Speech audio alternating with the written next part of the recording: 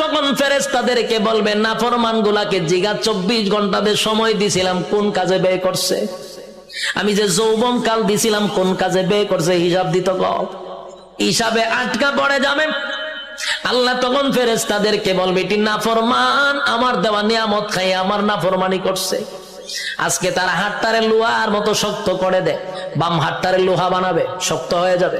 আল্লাহ কয়টার ব্যাখ্যা করবো, কয়টা বুক বরাবর ঢুকা, বুক ছিদ্র করে কলিজা ছিদ্র করে পিছন দিকে টেনে বাম হাতটা বাহির করবে।